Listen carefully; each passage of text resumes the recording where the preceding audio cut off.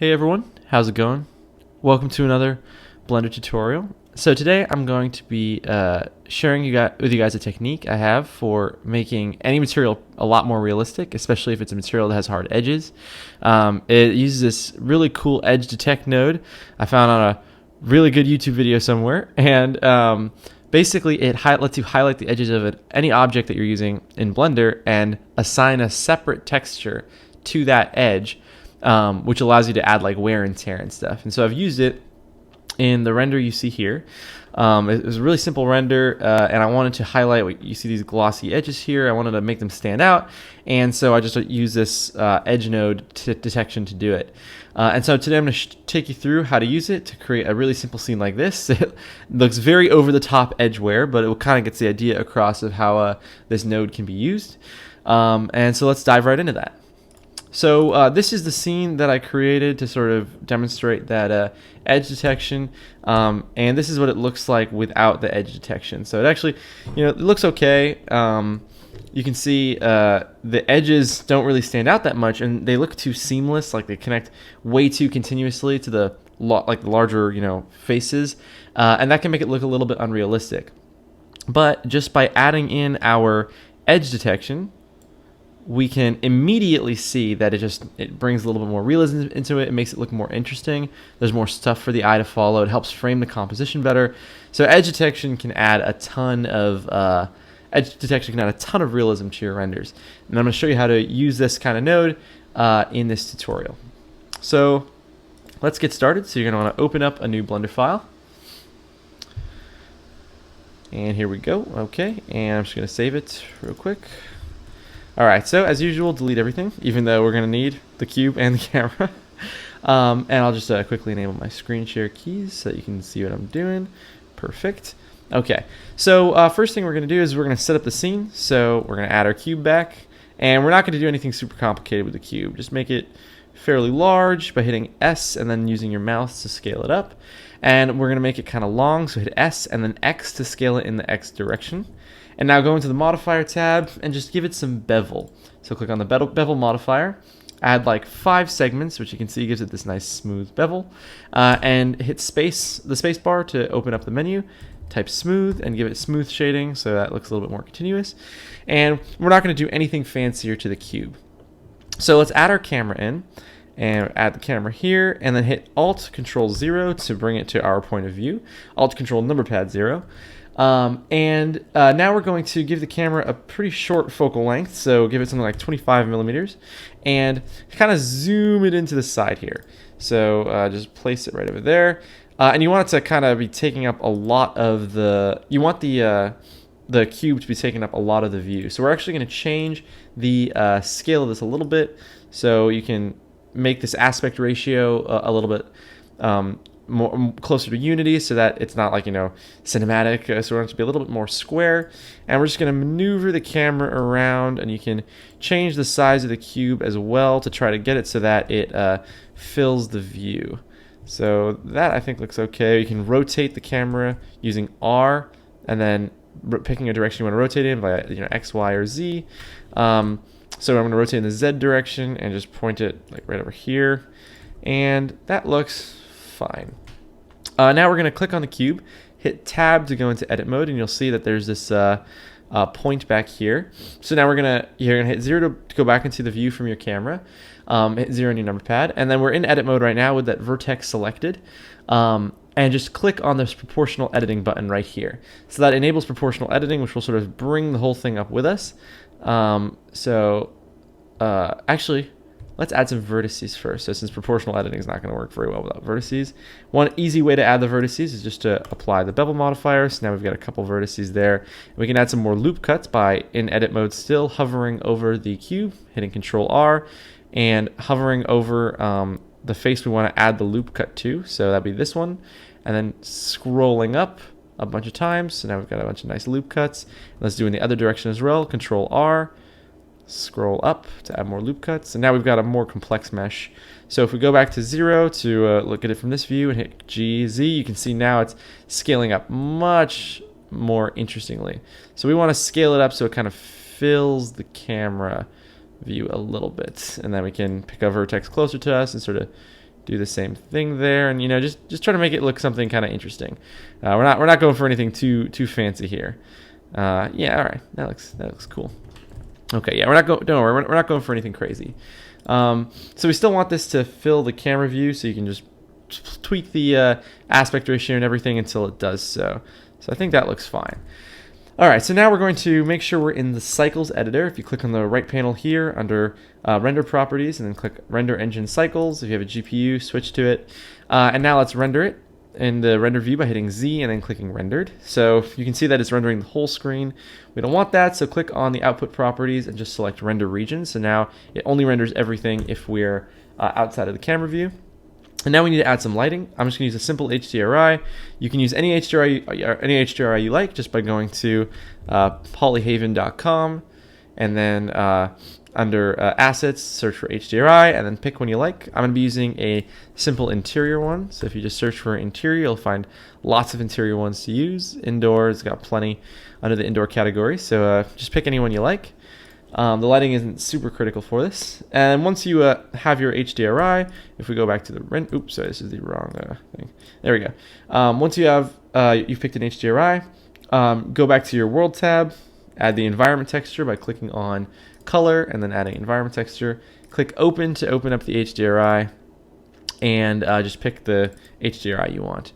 And so if we wait for it to load, there we go. You can see that we now have the HDRI being applied and it's giving us some lighting. And we're going to rotate the HDRI to our liking. So we're going to go into the shader editor. First thing we're going to do is split the view so that we can look at the shader editor and the viewport editor at the same time. So just click here and drag to the middle. You're going to want to click in this little area up here, this little corner, and drag to the middle to open up the two views. And click on this menu up here and go down to shader editor. And now, if we look at the world properties by clicking on the shader type, click on shader type and then go to world, you can see we can control the properties of the world map here. So if we change the brightness, the whole scene brightens, etc. So we're going to rotate this image by hitting Control T, and this assumes you have the Node Wrangler add-on installed. If not, go to Edit, Preferences, click on Add-ons, search for Node Wrangler. Just make sure that's checked off. So now we're in the Node Wrangler add-on. If you hit Control T on this, it'll add this mapping and this texture coordinate node. You don't need to worry about all the settings except for rotation Z. And if we change this, it just rotates the world around. Okay, so let's change this to something that just casts a nice little lighting gradient. That looks perfect to me. So let's stick with that. And now we're just going to add first thing we're doing is we're going to add a really simple texture. So the texture, it can be anything you want pretty much. I'm just going to texture it like a floor to make it look, to do it fairly simply, but this can apply to any texture you use. So in the other render, I was using like a wall texture. Here I'm going to be using a floor texture. Okay, so let's set it up. So if you click on your funky cube object and select world, the shader type up here, go to object. Let's give it a new texture, and so you can see we have our principled BSDF and our material output, and of course if we change any of the settings here, it affects the object. So we're just going to pick a texture. So I pick my textures by going to textures.com, and in this case, you can search for marble. I'm looking for a marble floor, and you can pick any of these textures you like. It really, up to you, however you want your scene to look. And all you're going to do is you're going to pick one that you like, and you're going to download each of these. So 1, 2, 3, the albedo, height, normal, the roughness, and the ambient occlusion. You got to create an account to do it, but it's free to sign up, and you can get a lot of images for free a day. So just download the albedo, height, normal, roughness, and ambient occlusion, and then go back to your render and click on the principal node and hit Control-Shift-T. That will open up your file view. So if you navigate over to your texture, so I'm going to be using this marble texture. If you navigate over to your texture, wherever you downloaded those 5 or 6 textures, just select them all and hit enter, and it will automatically add them to your scene. It's super convenient. And we're just going to quickly, first we're going to remove the displacement because we don't want any displacement in the scene. And now you can see that it looks pretty weird. So we're going to go over to the mapping node, change the mapping from UV to generated. And then in each of these, we're going to change the mapping projection from flat to box. And that's just a super easy default that usually gets you a good result. And you can still see it looks kind of large. So we're going to add a value node by doing Shift-A, searching for value, and then plugging it in. And let's just change this to like 3. And I think that looks much better. Okay, perfect. So now before we go any further, we're gonna add a little depth of field to make this look kind of artsy. So just hit Shift A in the viewport, Shift A, and then add an empty plane axes. And so now if we scale up the empty really large, we can see where it is. It's right there. And so we're just gonna hit G and then Z and move it up until it's above our little object here. So if we go back to our camera view, we can see it's out of the view of the camera. So if we select our camera and go to the camera properties right here in the right panel, and click depth of field, select the focus object as the empty, and then put the f-stop to some low value like 0.5. You can, or even lower actually, like 0.2. You can see everything gets very blurry and not where we want it. But if we move the empty around by hitting G and then Shift Z, Shift Z, we should be able to move it towards us. So it can be a little bit tough to do it from that perspective. So you can just do it from outside of the view. Here we go, grab Z. All right, and now you can see that the object is coming more into view and it's less out of focus where we don't want it to be. So I'm actually gonna turn the focus down a little bit, the depth of field down a little bit, put the f-stop back at like 0.4. And that looks fine. And now we're pretty much done with any texturing we're going to do before the edge detect node. So to get to the edge detect node, I'll put a link in the description, but you can just pretty much go to YouTube and just search for edge detect node. There's this fantastic YouTube video. I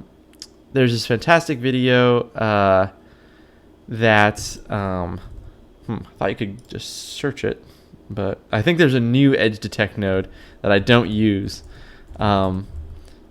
I think there's this new one that I don't use. I think this is it. Yes, here we go. So you can just download it for free. He's got this great Google Drive link in the description. You just click on it, download the edge detect node. It's got a file with a cube in it, and the cube has the edge detection node applied. So go back to your render. Once you download the edge detection node, open up the edge detection node file and copy and paste the cube into your scene. So I'm just going to copy and paste the edge detection cube from my other scene into here.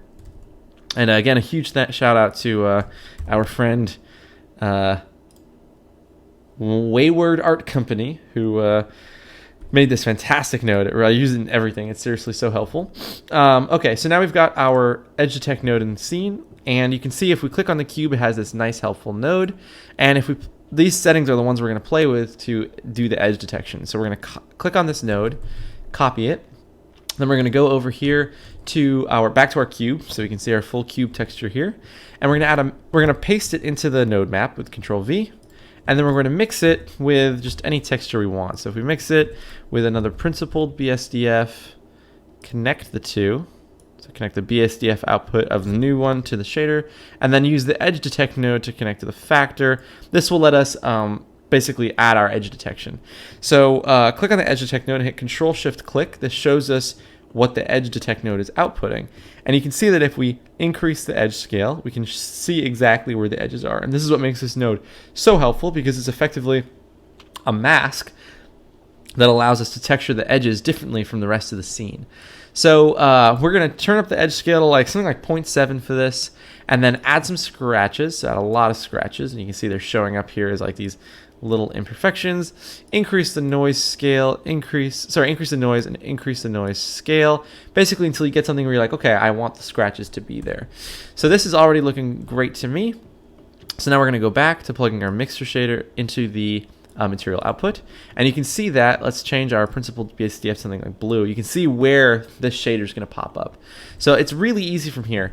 Just Google grunge, a seamless grunge texture. You can pick anything you like.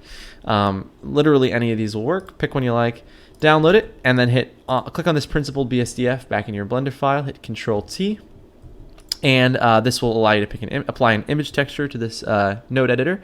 Now click Open. Pick your grunge texture. This is the one I'm going to be using, and you can see it'll apply this grunge texture to that area of the object.